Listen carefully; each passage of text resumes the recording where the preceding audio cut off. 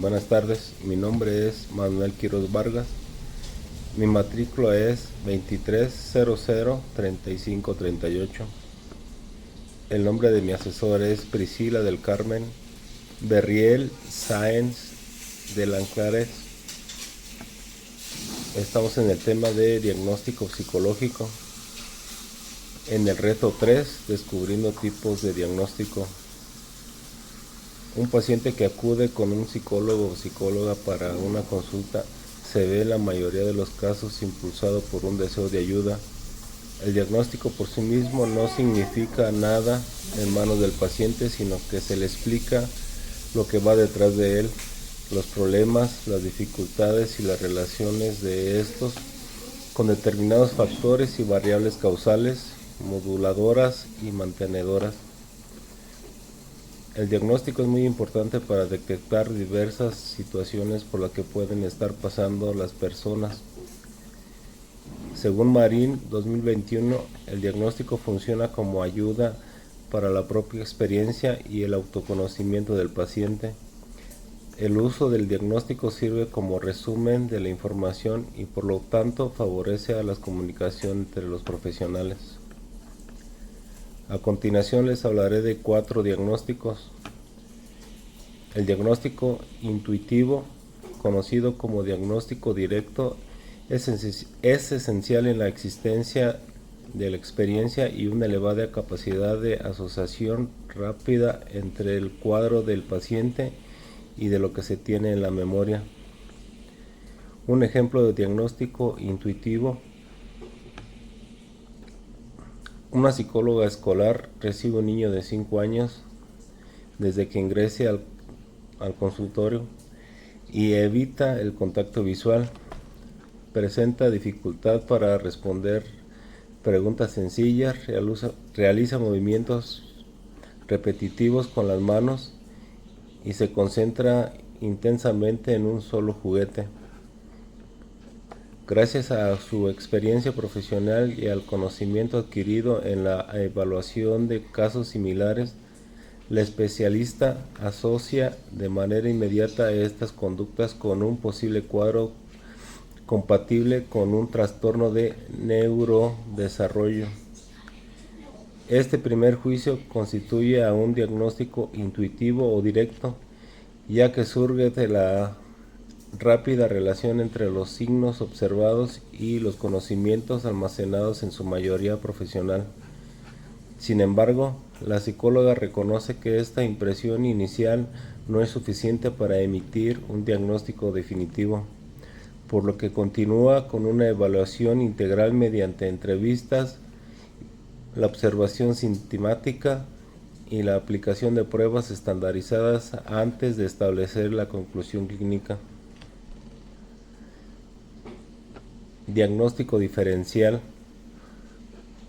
es el proceso de búsqueda o identificación de similitudes y diferencias entre el cuadro clínico del paciente y las representaciones mentales.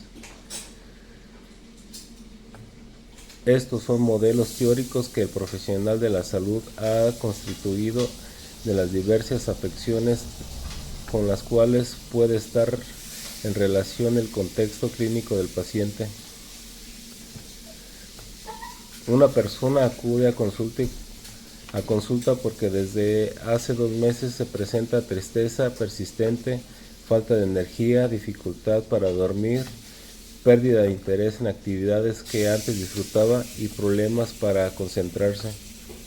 Durante la entrevista también refiere sentirse muy preocupada por su trabajo y experimentar episodios de palpitaciones y tensión muscular. El profesional de la salud realiza un diagnóstico diferencial, comparando el cuadro clínico del paciente con los modelos teóricos de distintos trastornos psicológicos. En un primer momento se considera la posibilidad de un trastorno depresivo mayor, debido a que la presencia de tristeza y fatiga. Sin embargo, también analiza los síntomas que corresponden a un trastorno de ansiedad generalizada, ya que la preocupación excesiva es constante. junto con las manifestaciones físicas de ansiedad, también están presentes. Para establecer un diagnóstico más preciso, el especialista profundiza en la historia clínica, la duración e intensidad de los síntomas, el impacto en la vida cotidiana y aplica instrumentos de evaluación psicológica. Tras comparar las similitudes y diferencias entre ambos trastornos, concluye que la paciente presenta un trastorno depresivo con mayor síntoma de ansiedad asociados, descartando la ansiedad.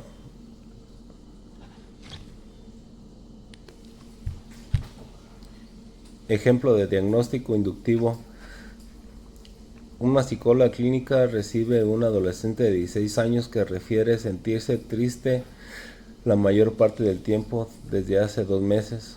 Durante la entrevista observa que ha perdido el interés por actividades que antes disfrutaba, presenta alteraciones del sueño, disminución del apetito, dificultad para concentrarse y bajo rendimiento escolar.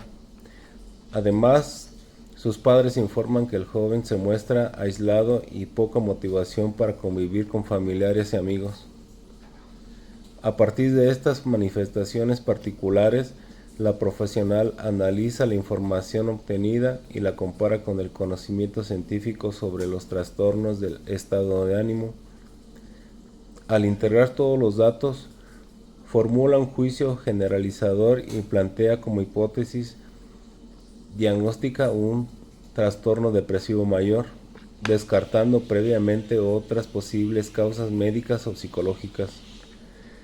En este caso, el diagnóstico inductivo se realiza porque el razonamiento de parte de observaciones específicas del paciente para llegar con una conclusión general acerca de la enfermedad que le explica junto con los síntomas. Posteriormente, este juicio diagnóstico orienta la planificación de una evaluación más profunda y la intervención terapéutica adecuada. El diagnóstico hipotético, conocido también como diagnóstico terapéutico, no es otra cosa que intentar confirmar el diagnóstico presuntivo mediante la respuesta de un tratamiento indicado, dada la imposibilidad de lograr la confirmación de otros medios. Un ejemplo de este diagnóstico psicológico: un adolescente de 16 años acude a consulta porque presenta tristeza constante, irritabilidad, aislamiento social y dificultades para concentrarse en la escuela.